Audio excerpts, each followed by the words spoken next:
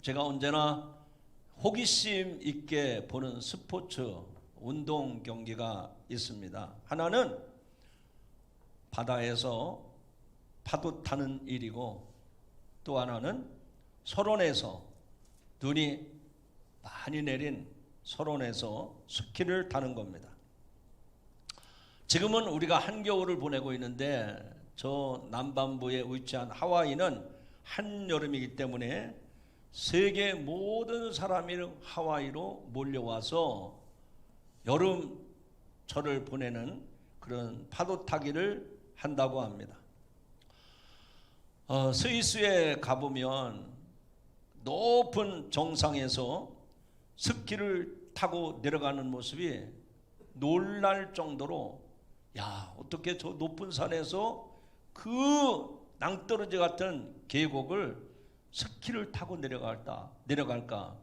저는 처음에 그 모습을 보고 잘못 본 것 아닌가? 그리고 눈을 비비고 자세히 보니까 이거는 장난이 아니라 실제로 사람들이 줄을 이어서 쭉 스키를 타고 그 높은 산 꼭대기에서 산 아래로 수십 킬로미터를 내려가고 있는 모습을 보았습니다. 파도 타기를 서핑이라고 말하죠. 윈드서핑이라고 말합니다. 저 멀리서 파도가 밀려올 때 이렇게 길다란 널판지를 이용해서 파도의 힘에 의해서 수십 미터, 수백 미터 거리를 떠밀려가는 정말 스릴 있는 운동입니다. 파도 타기를 하는 선수들은 중요한 게 뭔가 하니?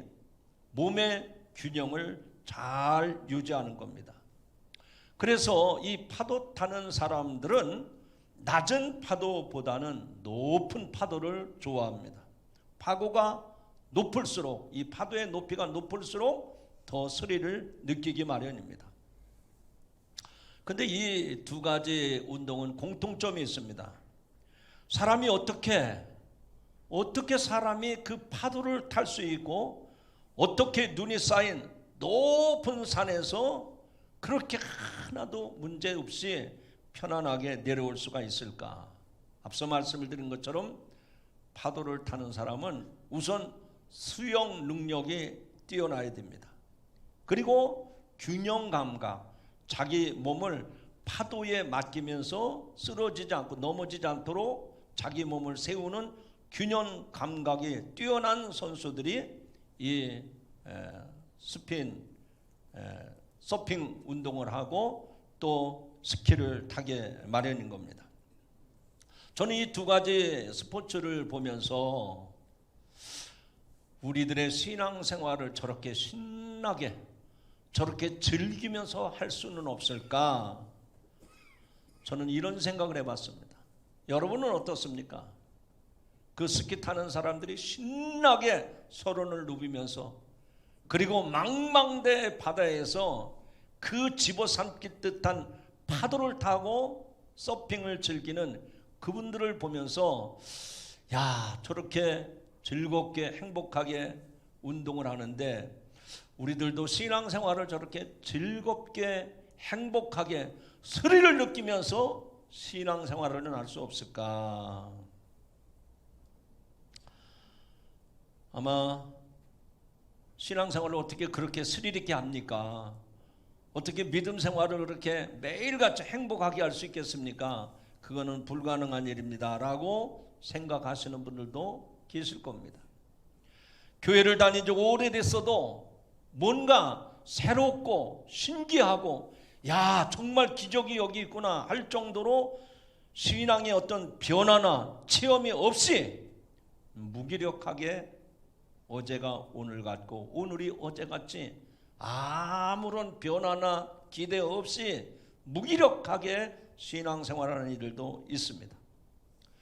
2024년이라고 하는 새로운 해가 밝았음에도 불구하고 하나님 앞에 기대하는 마음, 하나님이 이루실 일을 소망하는 그런 마음이 없이, 어제도 별일 없었는데, 작년에도 특별한 일 없었는데 올해라고 무슨 일이 있을까? 무감각, 무덤덤, 무기력, 여기에 빠져 있는 것이 성도들의 모습입니다. 새해가 시작되었지만 새해라고 해서 특별히 기대할 만한 무슨 일이 있는 것도 아닙니다. 세상에서도 오히려 들려오는 소식들은 우리들에게 살맛나게 하는, 신바람 나게 하는 어떤 좋은 소식들이 없습니다. 점점 우리를 힘들게 하고 우리를 어렵게 하는 소식들만 돌려옵니다. 정말 좋은 소식보다는 불안하다는 소식이 더 많이 들려옵니다. 그러니까 이런 말씀을 종합해 보면 우리들의 삶은 영적으로나 육신적으로 총체적인 위기가 오고 있다, 그 얘기.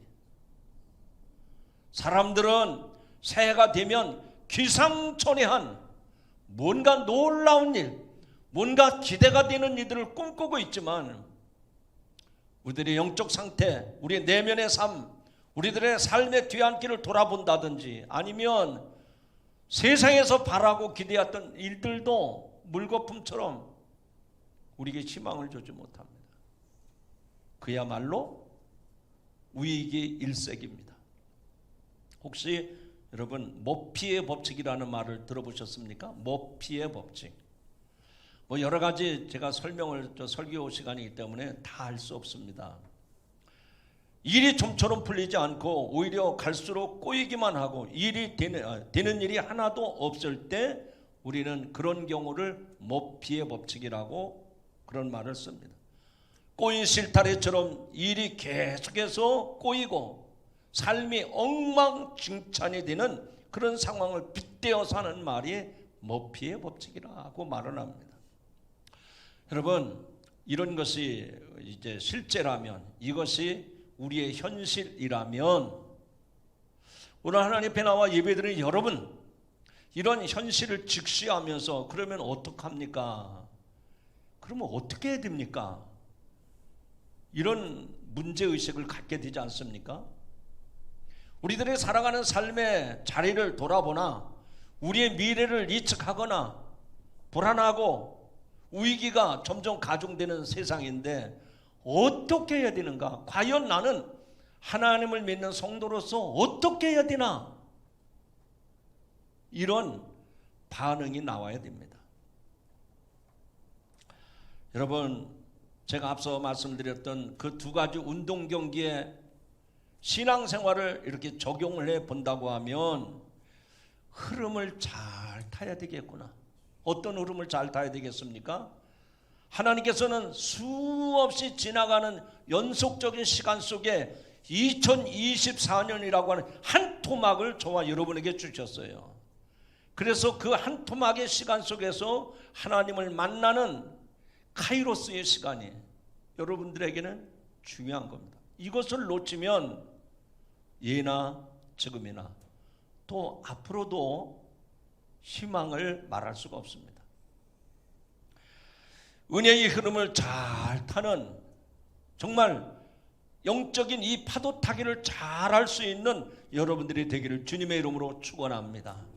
저는 새해가 시작되면서 교회의 담임 목사로서, 성도들을 돌보는 성도로서, 우리 반석교회 모든 가족들이, 우리 모든 성도들이, 어른이든 아이든 모든 성도들이 2024년에는 다 힘들다, 안 된다, 어렵다, 불안하다, 그래야 한다 할지라도 우리는 은혜의 파도를 타고, 이런 영적인 파도를 타고서 하나님의 기적을 경험하는 축복의 한 해가 되기를 주의 이름으로 축원합니다. 축원합니다. 오늘 말씀을 통해서 저는 몇 가지를 여러분에게 소개하려고 합니다. 본문에 보면 여리고성을 점령했던 여호수아는 그것으로 안주하지 않습니다. 가나안 땅 남부 지방 연합군과 싸우게 되는 어려운 상황을 맞닥뜨리게 됩니다. 그 연합군은 가나안 땅 정복에 승승장구하고 있는 이스라엘을 저지하기 위해서 그 연합군대가 먼저 여호수아 군대를 선제 공격을 시작합니다. 그래서 여호수아도 정예 부대를 거느리고 그 연합군을 향해서 출정을 하는 내용이 오늘 본문의 말씀입니다. 쉽게 말하면 여호수아 군대와 그 가나안 남부 지역의 15개 연합국가가 지금 전쟁을 벌이는 상황이에요. 그랬더니 그 전쟁을 막 시작하는 그 첫날 밤에 하나님께서 여호수아에게 나타나셔서 놀라운 말씀을 주십니다. 그 말씀이 8절의 말씀입니다. 자, 화면을 보시고 크게 읽어봅시다. 8절 크게 읽습니다. 시작. 그들을 두려워하지 말라. 내가 그들을 내 손에 넘겨주었으니 그들 중에서 한 사람도 너를 당할 자 없으리라. 아멘. 그들을 두려워하지 말라. 내가 그들을 내 손에 넘겨주었으니 그들 중에서 한 사람도 너를 당할 자가 없으리라 라고 말씀을 하십니다. 여러분, 여기서 강조되는 말씀은 무엇입니까? 여호와께서는 여호수아 손에 그 연합군대가 힘을 모아서 공격해 온다 하더라도 그 연합군대를 여호수아 손에 붙여주시겠다는 거예요. 쉽게 얘기하면 연합군대가 공격을 해와도 하나님이 여호수아의 손을 붙들어 주심으로 말미암아 그 군대를 물리치게, 그 전쟁을 승리하게 하신다는 놀라운 축복의 말씀인 줄로 믿습니다. 여러분, 여기 보면 그들을 내 손에 넘겨주었으니 그랬죠? 따라합시다. 그들을. 제가 이렇게 한 텀 쉬는 거는요, 마음에 안 든다 그 얘기예요.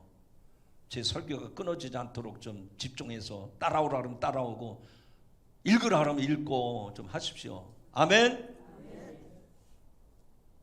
제가 누가 안 하는지 좀 보겠습니다. 여기서 보면은요, 100이면 100사람 다 하는지 안 하는지 보여요. 뭐 목사님 어떻게 할까 고개를 탁 숙이고, 그래도 다 보인다니까요. 왜냐하면 하나님이 영안을 열어주시면 다 보여요. 자, 따라합시다. 그들을 내 손에 넘겨주었으니. 그들이 누굽니까? 가나안 땅 남부 지역의 연합군대입니다. 5개 부족들이 연합군대를 이루어가지고 지금 여호수아와 맞짱을 뜨는 거예요. 전쟁을 지금 하는 겁니다. 시작하는 겁니다. 그런데 그 5개 연합국가를 여호수아의 손에 붙여준다 그랬어요. 어떻게 한다고요? 여호수아의 손에 붙여준다니까요. 여러분, 제가 설교를 할 때 저도 이 설교를요, 단어 하나 토시 하나 허틀어지지 않도록 주의하고 있어요. 그래서 여러분들도 이 말씀을 들을 때 그 말씀의 포인트를 놓치면 안 돼요. 하나님께서 여호와의 손에 그들을 어떻게 한다 그랬어요? 붙여준다 그랬어요. 따라합시다. 하나님께서 여호수아의 손에 그들을 붙여주셨습니다. 여호수아 손에 그들을 붙였다는 얘기 뭐예요? 그러니까 잘 이해가 안 되잖아요. 그러면 제가 이해가 안 되는 건 아닌데 여러분들에게 더 확실하게 말씀을 드립니다. 어제 저녁에 밤에 야식을 먹고 싶었는데 야식을 먹고 싶어서 이 밤중에 추운데 눈발은 내리는데 어디 음식점은 찾아갈 수 없고, 그래서 전화번호를 찾아가지고 치킨 그리고 사이다 몇 개 보내주세요 그랬는데 거기서 치킨을 만들어가지고 사이다하고 여러분의 집으로 어떻게 했어요? 치킨 한 번도 안 잡숴 오셔가지고 모르는구나. 딱 전화해 놓으면은요, 정확한 시간에 여러분 대문 앞에 도착합니다. 내가 원하는 음식이 원하는 시간에 내 집 앞에 오는 것처럼 하나님께서 여호와의 손에 이스라엘의 연합군대를 딱 보내주셔서 딱 만나게 하셨다는 겁니다. 하나님이 이렇게 일하시는 분임을 믿으시기 바랍니다. 그래서 여호수아는 가나안 땅 남부 연합군과 전투를 할 때 승리를 안겨주심으로 이겼다고 하는 내용이 오늘 여호수아에서 매 절마다 반복해서 나오고 있습니다. 사랑하는 성도 여러분, 저는 이 여호수아 전체를 보면서 이런 사실을 간단하게 해석하고 싶어요. 여호수아나 이스라엘이 전쟁을 잘해서 이긴 것도 아니고 전력이 탁월해서 또 무기가 뛰어나서 승리한 것이 아닙니다. 한마디로 말하면 하나님의 은혜로 그 연합군대를 승리로 이끌게 하신 줄로 믿으시면 아멘 하시기 바랍니다. 정말 여호수아가요, 가나안 땅을 들어가면서 참 잘한 것 하나가 있습니다. 그게 뭘까요? 자기의 능력, 자기가 거느린 군대, 그것만 믿고 나가지 않았어요. 언제든지 여호수아는 모세가 자기에게 명령한 대로, 그리고 하나님께서 주신 말씀을 붙잡고 하나님의 은혜를 붙잡고 하나님의 은혜를 따라서 그 가나안 땅을 점령하고 차지하게 된 줄로 믿습니다. 쉽게 말하면 하나님께서 때마다 순간마다 도우시는 은혜의 파도를 잘 탔던 사람이 여호수아였다라는 얘기입니다. 여러분, 하나님께서 저와 여러분에게 은혜를 베푸십니다. 우리의 삶에 실패가 아니라 승리를 주십니다. 저주가 아니라 우리에게 축복을 약속하셨어요. 그래서 그 은혜와 축복이, 그 승리가 내 것이 되기 위해서는 하나님의 때를 따라 도우시는 은혜의 파도를 타고 나가는 성도들이 되기를 주님의 이름으로 축원합니다. 그러면 오늘 짧은 시간이지만 어떻게 하면 여호수아가 그 은혜의 파도를 잘 탔는지, 어떻게 해야 우리도 그 은혜의 파도를 타는지를 말씀을 드립니다. 첫 번째는 두 가지 말씀을 드리는데요, 첫 번째는 따라합시다. 하나님의 때에 맞춰 열정의 파도를 타자. 여러분, 쉽게 말하면 여호수아는 연합군대가 지금 공격을 해오지 않습니까? 그런데 그 공격해올 때 정말 전쟁에서 승기를 잡을 수 있는 그 찬스, 그 기회, 그 때를 놓치지 않았던 것입니다. 그래서 그는 중천의 태양까지 멈추게 해달라고 기도를 하면서 전투의 승세를 놓치지 않았던 것입니다. 특별히 저지대에서 고지대로 올라가면서 전투를 벌이는 것도 매우 힘든 일인데, 여호수아는 단번에 달아오른 그 이스라엘 군대의 사기를 최대한 이용을 하고 활용을 하고, 거기에 하나님의 은혜가 함께함으로 말미암아 은혜의 파도를 타고 그 어려운 전쟁을 승리로 이끈 줄로 믿습니다. 사랑하는 성도 여러분, 저는 이 말씀을 여러분과 함께 나누면서 그런 말씀을 드리고 싶어요. 2024년 여러분 앞에 아무런 문제가 없다고 생각하십니까? 아무런 시험거리 없다고 생각하세요? 건강도 장담을 하고 경제적인 문제도 아무 문제가 없고 미래의 내 인생에 대해서 아무 문제가 없습니다. 그런 사람이 있으면 손 들어보세요. 한 사람도 없잖아요. 내일 일도 알지 못하는 우리들인데 어떻게 하면 이 삶을 승리로 이끌 수가 있을까? 하나님께서 때마다 순간마다 베푸시는 그 은혜를 타고 나갈 수 있는 믿음의 성도들이 되기를 주님의 이름으로 축원합니다. 여호수아는 그 하나님께서 그를 붙드셔서 은혜를 베푸실 그때마다 그 은혜를 놓치지 않았어요. 그때를 꼭 붙잡았어요. 그 찬스를, 그 기회를 놓치지 않았다는 얘기입니다. 저는 솔직하게 여러분에게 말씀드립니다. 어떠세요, 여러분? 여러분이 영적인 파도를 잘 타고 있습니까? 나도 저렇게 멋지게 스릴 있게 파도를 한번 타보자. 널판째를 들고 바닷가에 들어가는데 들어가기가 무서워. 왜? 그 물만 보면 겁이 덜컥 나요. 저 바다 멀리 밀려오는 파도만 보면 파도가 나를 삼킬 것 같아서 겁이 납니다. 시도도 해보지 못하고 두려워 벌벌 떨고 있는 거예요. 아니, 어떻게 재수 좋게 널판치에 올라탔어요. 그런데 멋지게 파도를 타고 해안가로 나가는 게 아니라 나도 모르게 물속으로 빠져들어가요. 일어섰지만 또 넘어집니다. 되는 것 같은데 또 실패해요. 지금 이렇게 여러분들이 영적 생활을 계속해서 반복하고 있지 않습니까? 여러분, 우리는 우리 자신의 영적 상태를 미화시키면 안 돼요. 아닌 것처럼 나는 문제가 없는데 이러면 안 돼요. 솔직하시기 바랍니다. 아무 문제가 없다고 괜찮은 겁니까? 큰 사고가 없다고 괜찮은 거예요? 그렇지 않습니다. 우리는 이 분명한 사실을 보면서 어떻게 하면 하나님의 은혜의 파도를 타고 갈까?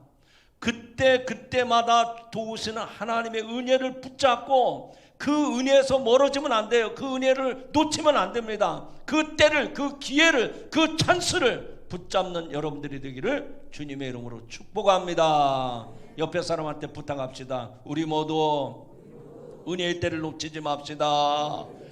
여기 여호수아는 그때그때마다 그 기회를 놓치지 않았습니다. 그것이 오늘 말씀 가운데 반복해서 나오는데 12절에도 그날에, 23절에도 때에, 27절에도 해질 때에, 28절에도 그날에, 32절에도 보면 이튿날에, 33절에도 그 때에, 35절에도 보면 그날에. 이게 뭘 말하는 거예요? 다 때와 관계가 있다는 거예요. 하나님께서 도우시는 그 은혜, 그 기회, 그 찬스를 한순간도 여호수아는 놓치지 않고 지금까지 살아왔다는 얘기입니다.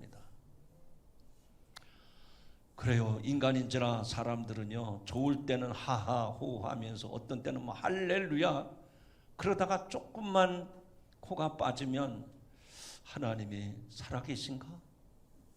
하나님이 정말 나를 기억하시는가? 원망도 하고 불평도 하고 믿음이 독수리처럼 멋지게 날아오르는 건 아니라 곤두박질을 치고 있어요. 정말 저 밑으로 곤두박질을 치고 있어요. 그러지 말고 하나님의 때를 따라 도우시는 은혜를 타고 주님과 함께 그때그때마다 믿음으로 승리하는 여러분들이 되시기를 주님의 이름으로 축원합니다. 그래서 그렇게 살아왔던 여호수아는 어떤 결과를 가져왔는가? 오늘 여호수아 마지막 이 42절에 보니까 이렇게 결론이 나옵니다. 여호수아가 이 모든 왕들과 그들의 땅을 단번에 빼앗으니라. 연합 군대가 큰 군대를 이끌고 쳐들어오는데 하나님께서 여호수아에게 은혜를 베풀어 주셔서 이 모든 왕들과 그 땅에 그들의 땅을 단번에 빼앗으니라. 할렐루야, 할렐루야. 여러분, 인생의 성공에 있어서도 기회를 놓치는 것, 이거는 참 어리석은 일입니다. 세상 사람들은 자기에게 온 그 기회, 그 찬스를 놓치지 아니하려고 얼마나 신중한지 몰라요.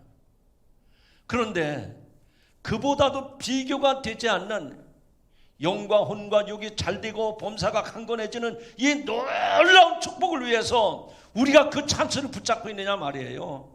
그 때를 놓치지 않으려고 몸부림을 치는가, 그 얘기입니다.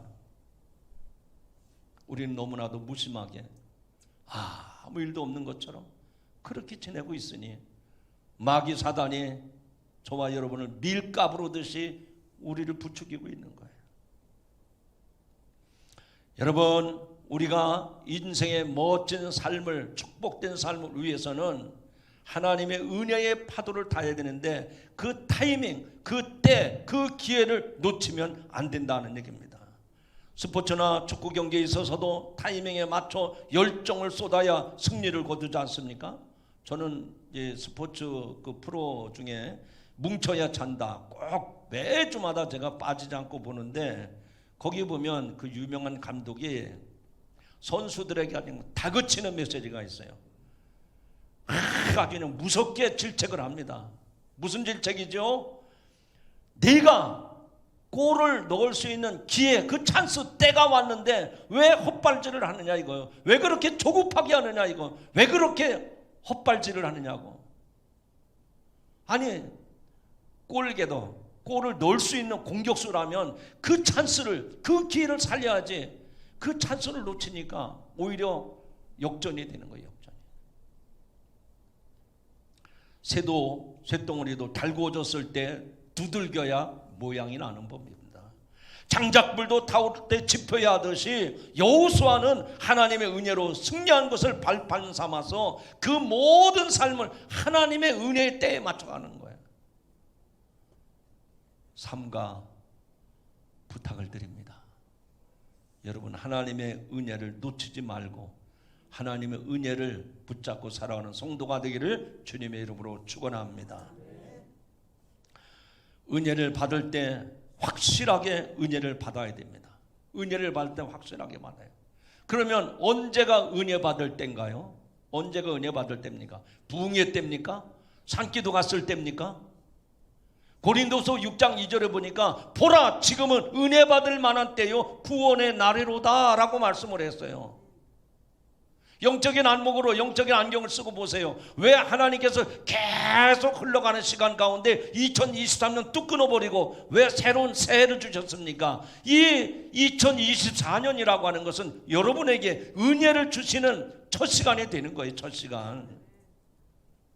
제가 오늘 성의를 읽고 올라왔는데 이 성의는요 단추가 없어요. 저 밑에서 지퍼를 끼워야만 이 꼭대기까지 맵시가 맞잖아. 이거 하고 이거 하고 쪽이 안 맞으면 어떡하겠어요? 온 맵시가 되기 위해서는 이 지퍼에 첫 번 일을 딱 맞게 껴야만 제대로 맞는 거잖아요. 하나님께서 2024년을 저와 여러분에게 주셨는데 오늘 여러분께서 하나님에게 뭐라고 말씀을 하시느냐? 너는 이 은혜의 때를 붙잡고 있느냐? 그걸 물어보시는 거예요. 너도 지금 이런 승리를 거두기 위해서 하나님이 주시는 그 때를, 그 기회를 붙잡고 있느냐? 그걸 물어보시는 거예요. 여러분, 지금까지 우리가 시행착오를 많이 거쳐왔다면 우리가 또 시험에 넘어지고 또 문제에 허덕거리고 그렇게 살아왔다면 그거 다 뒤로 하시고 이제는 2024년도에는 하나님의 은혜만을 추구하고 그 은혜의 때를 따라서 은혜의 파도를 타고 멋지게 비상하는 여러분들이 되기를 주님의 이름으로 축복합니다. 축복합니다. 두 번째는요, 어떻게 하면 이 은혜의 파도를 타고 기적을 만드는 주인공이 될 수가 있을까? 한번 따라 합시다. 하나님의 때에 맞춰 큰 기도의 파도를 타자. 하나님의 때에 맞춰서 열정의 파도를 타자는 겁니다. 여호수아는 전승가도에서 믿음의 사람답게 하나님을 바라보며 큰 기도를 드립니다. 그의 기도를 보면 아마 이 세상에서 가장 큰 기도를 드린 사람이 아닌가 싶어요. 아니 여러분, 우리가 기도 많이 하잖아요. 주님, 저 좀 도와주세요. 그래, 뭐를 도와줄까? 제가 돈 좀 벌고 싶습니다. 제가 좀 건강이 회복되기를 원합니다. 우리 자녀들이 좀 잘 되기를 원합니다. 내 사업도 번창하고요. 내가 사는 날 동안 정말 하나님께 감사하며 살기를 원합니다. 이거는요, 모든 사람이 하는 다 일반적인 기도입니다. 누구든지 다 그런 기도를 해요. 근데 오늘 여호수아를 보세요. 여호수아 어떤 기도를 했습니까? 본문 12절의 말씀입니다. 한번 읽어보시죠. 자, 12절 크게 선포합니다. 시작. 태양아, 너는 기본 위에 머무르라. 달아, 너도 아얄론 골짜기에서 그리할지어다. 여러분, 기도 내용이 뭐예요? 태양을 향해서 태양아, 너는 중천에 떠 있어라. 기울어지지 말고 중천에 머물러 있어라. 달아, 너는 아얄론 골짜기에서 지지 말고 거기에 멈춰 있거라. 여호수아가 기도를 하는데 큰 기도입니까? 작은 기도입니까? 큰 기도를 하고 있는 거예요. 자기 힘과 능력과 상관없이 내 기도를 들으신 하나님께서는 내가 무모할 만큼 기도할지라도 하나님께서 들으심을 믿고 여호수아는 이렇게 열정의 기도, 큰 기도를 하고 있는 모습을 볼 수가 있습니다. 너무 제가 야박하게 말씀을 드린 것 같습니까? 우리가 기도를 그렇게 하니까 하나님 앞에 축복을 달라고 기도는 하지만 그렇게 기도하니까 그 축복의 깊은 세계로 들어가지 못하고 그 축복의 언저리에서 그 축복의 언저리에 머물러 있는 거예요. 여러분, 이 여호수아의 기도를 보시기 바랍니다. 얼마나 큰 믿음의 확신이 있었으면 태양을 보고 멈춰달라고, 달을 향해서 아얄론 골짜기에 멈춰달라고 그 명령하는 기도를 드렸을까? 우주를 향해서 명령하는 큰 기도의 사람이 바로 여호수아였습니다. 저는 어릴 때, 물론 유치원 때부터 교회를 다녔지만 중학교 때 부흥회를 처음 경험한 경험이 있었는데요. 부흥 강사님 오셔서 신약성경에 나오는 말씀을 가지고 말씀을 증거하시는데, 이 산을 명하여 저 바다에 던지우리라 하여도 던져질 것이요. 아니, 어떻게 믿음을 가지고 기도한다고 해도 이 산이 변해서 저 바다에 들어가지? 아, 저거는 부흥 강사들이나 하는 말인가 보다 그랬는데요. 초등학교 다니고 중학교 다니는 가운데 제가 살던 동네 옆에 있는 큰 산이 갑자기 우르릉 꽝꽝 하고 다이나마이트가 터지더니 그 산이 다 무너져 버렸어요. 그래서 그 돌을 떠다가 아산만을 갖다가 방조제로 맞고 삭교천을 방조제로 맞고 산이 없어졌어요. 여러분들이 신앙을요 논리적으로 똑똑하게 아주 딱소리 나게 믿으면 그 이상은 기적이 안 나타납니다. 그런데요, 하나님은 여호수아에게 그런 명령 기도를 하게 하셨잖아요. 겨자씨만한 믿음이 있으면 이 산을 명하여 바다에 던지라 해도 되어질 것이요. 그대로 되더라고요. 여러분 2024년 뜨뜻미지근한 그런 믿음 갖지 마시고 여호수아처럼 그런 열정의 기도, 큰 믿음을 갖고 출발하는 여러분들이 되기를 주님의 이름으로 축원합니다. 여호수아의 명령 기도가 얼마나 권세가 있었던지 중천의 태양과 달이 공중에 멈춰버렸습니다. 그리고 14절에서 여호수아의 기도는 어떤 기도였느냐? 전에도 없었고 후에도 없었나니. 전에도 그런 기도를 한 사람이 없었어요. 이후에도 그런 기도하는 사람이 없었다는 말입니다. 한마디로 말하면 전무후무한 그런 기도의 응답이었다고 성경은 말씀하고 있습니다. 사랑하는 성도 여러분, 오늘 우리도 여호수아처럼 하나님 되심을 바라보면서 큰 기도의 파도를 탈 줄 아는 여러분들이 되기를 바랍니다. 그 사람의 실력이 그 사람을 위대하게 만드는 것이 아니라 그의 기도가, 그의 믿음이 그를 위인으로 만들어 가는 것입니다. 특별히 우리의 믿음의 기도, 하나님은 올해도 저와 여러분에게 요구하시는 줄로 믿습니다. 그래서 여러분이 믿음의 증거를 가지고 세상 사람들에게 하나님의 살아계심을 증거하고 나타낼 수 있는 믿음의 증인들이 되시기를 주님의 이름으로 축원합니다. 우리 교회가 여기에 땅을 매입을 하고 17년 전에 성전을 건축하고 봉헌을 하고, 그래서 지방 많은 장로님들과 목회자들이 참 반석계 믿음의 역사를 이뤘습니다. 그런데 속으로는 어느 목사님이 걱정을 하는 거예요. 아니, 반석교회가 그 정도 재정 능력이 있어서 교회를 진 겁니까? 아니죠.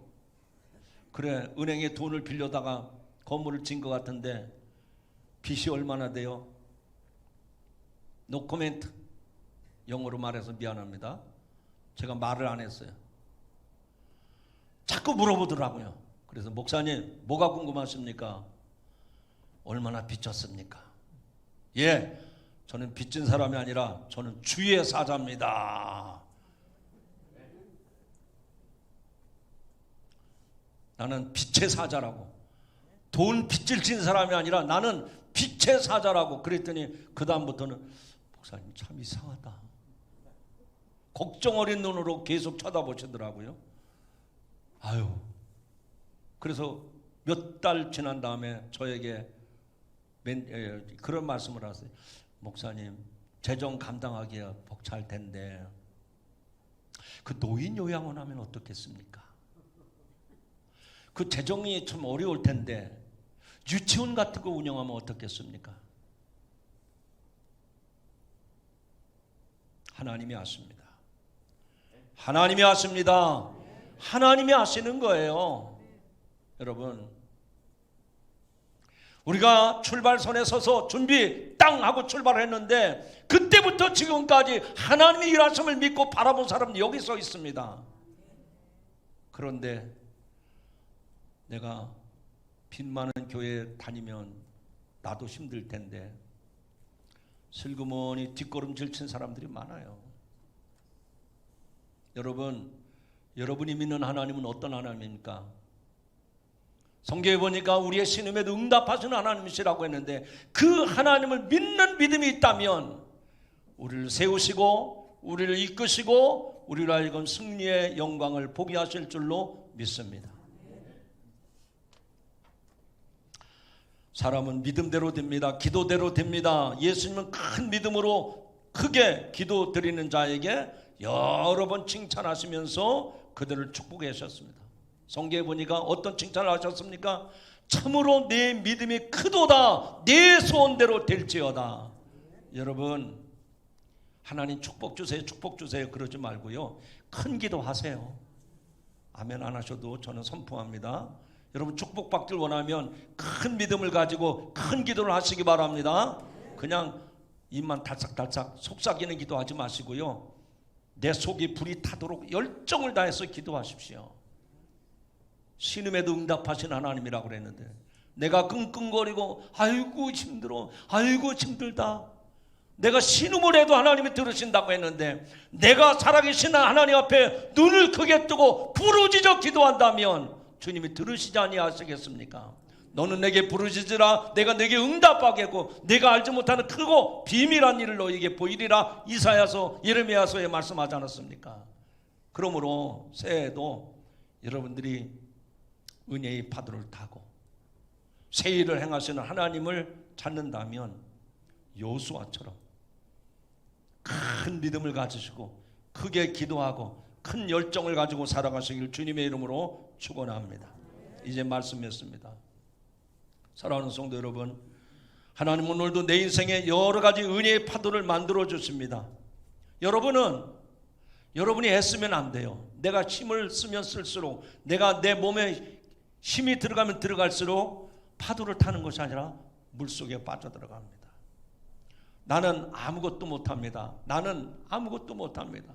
힘을 빼세요. 어깨에 좀 힘을 빼세요. 여러분의 그 지식, 그 알량한 세상의 경험, 그거 내려놓으세요. 그러면 하나님께서 여러분을 붙드십니다. 어떻게 붙드시나요? 은혜의 파도를 태웁니다. 은혜의 파도를 태웁니다. 그래서 그 은혜의 파도를 타고 멋지게 서핑을 할 수가 있는 것입니다. 중간에 멈추지 않는다면 얼마든지 우리는 파도를 타고 즐거움을 경험할 수가 있는 것입니다. 언제 그런 경험을 할 수 있습니까?